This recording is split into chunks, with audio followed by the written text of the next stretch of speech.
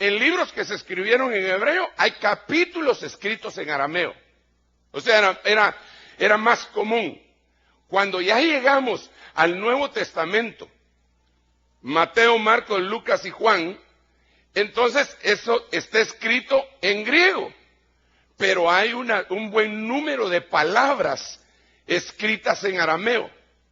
Pero cuando ya llegamos a las epístolas paulinas, y no solo las paulinas, sino que la de todos los apóstoles, como Santiago, como Pedro y Juan, solo hay una palabra aramea. No hay dos, no hay un capítulo entero arameo. ¿Me voy dando a entender o no? Por eso le digo que compre, obtenga el material. Obtenga el material. No es un anuncio, eso no es un anuncio.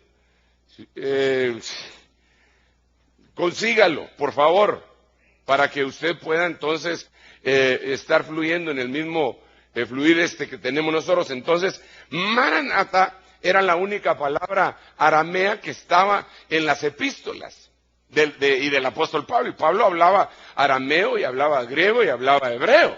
Pablo era tremendo.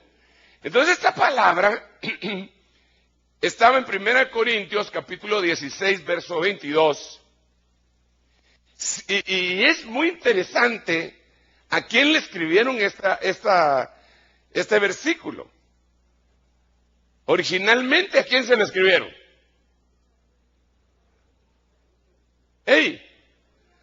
¿A quién le escribieron ¿A quién le escribieron? ¿A quién le dirigió Pablo este versículo? A los corintios. ¿Los corintios qué eran? ¿Eran griegos? ¿Eran arameos? ¿Eran gentiles? ¿Eran hebreos? ¿Eran hebreos, sí o no? Como que voy a tener que empezar por el principio, pero bueno. Mire pues, ¿eran hebreos los corintios, sí o no? ¿Arameos quizá?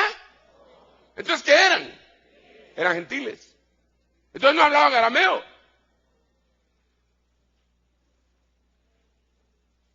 Si no hablaban arameo, y Pablo le lanza la palabra esta, aramea, porque esta era una palabra clave. No era exactamente, el asunto aquí no era exactamente hablar o no arameo. El asunto era que ellos con esta palabra se identificaban cuál era su esperanza.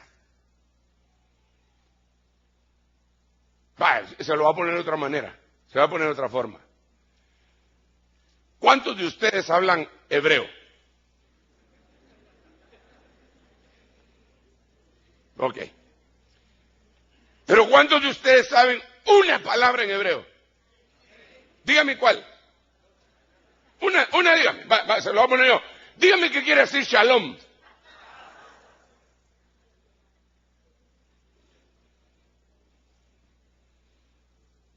Póngale 100 puntos a todo el que dijo paz, por favor, ahí ayúdeme a calificarlo. Pero entonces usted no habla hebreo, pero sabe que shalom quiere decir paz. Ellos no hablaban arameo, pero sabían lo que significaba Maranatha.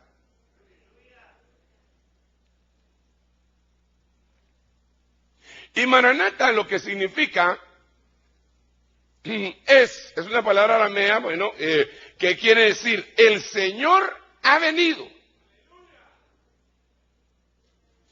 Quiere decir el Señor está presente y quiere decir el Señor viene. En otras palabras, cuando ellos decían Maranatha, ellos expresaban su anhelo, su realidad. Y la realidad de ellos es, Cristo ya vino en carne, el Mesías ya se hizo presente, el milagro de la encarnación ya se dio sobre la tierra. Gloria a Dios. Y se regocijaban, ellos no se saludaban. ¿Qué hubo? ¿Cómo le va? What's up, man? No, ellos no se saludaban de esa manera. Porque hay muchas formas de saludarse en los diferentes idiomas, ¿verdad?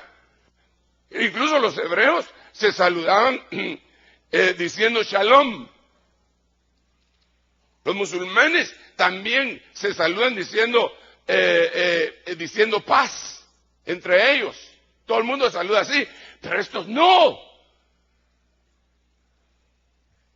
Eso es cuando se juntaban. What's up, my nigger? No, no decían así. Esa no es mala palabra, ¿ok? Pero ellos la toman como mala palabra bueno, pero sigamos. Entonces, esto denota el interés en tres cosas. Ya vino el Mesías. Y se fue. Sí, se fue. San Juan 14 dice que se fue, pero está presente.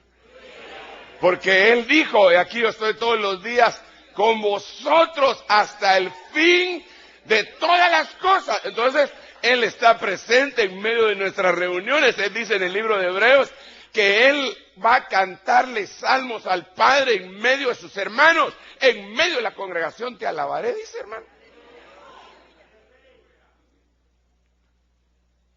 Dígale hermano, el Señor está presente. Hermano, el Señor está presente.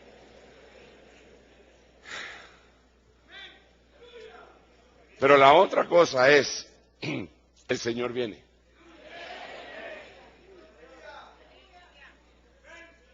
Ok, amén, sí, amén. Ven, Señor Jesús. Así termina la Biblia. El Espíritu y la esposa dicen, amén, ven, Señor Jesús. Entonces, esto debería de ser lo que identifica en el sentido espiritual. Este arameo no es que nos vamos a poner a hablar arameo, sino que es un mensaje codificado para nosotros, a los que nos han alcanzado los finales de los tiempos.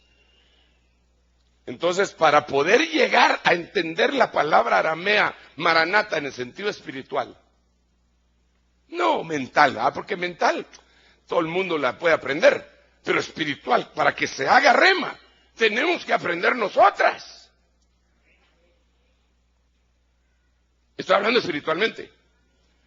Y una de ellas, y esta ya no la voy a predicar porque la prediqué el viernes, es la que está en Marcos capítulo 5, versículo 41.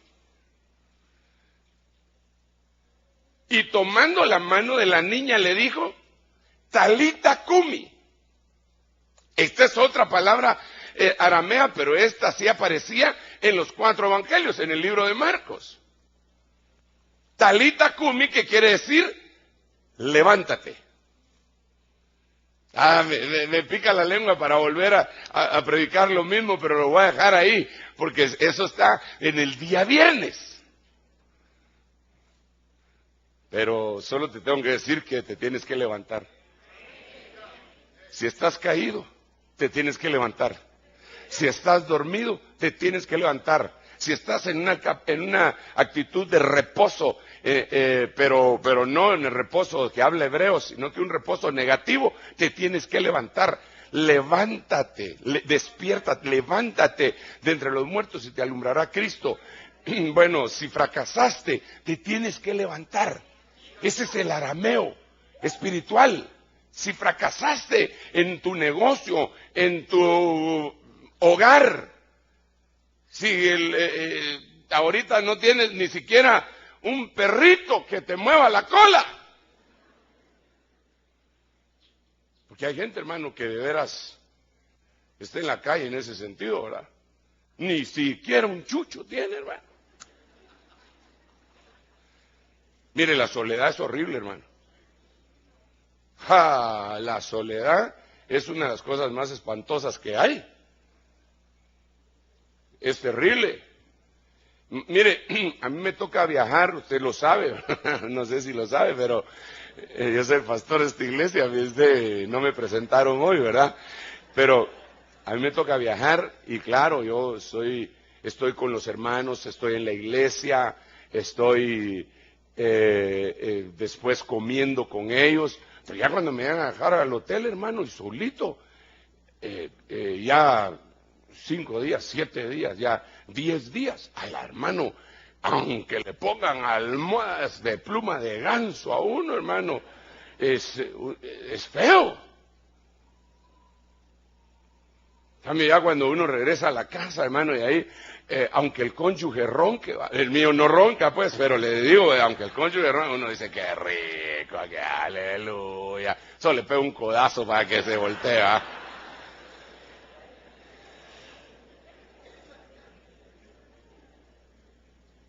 Si estás fracasado, te sientes así, talita kumi. Talita kumi. Es arameo, espiritualmente hablando. Ok, pero eso ya estuvo predicado. Yo quiero continuar. La otra palabra que también aparece en el libro de Marcos y que va evolucionando nuestro conocimiento y nuestro anhelo, espiritualmente hablando, insisto, es en Marcos 7:34. Dice que, y levantando los ojos al cielo, suspiró profundamente.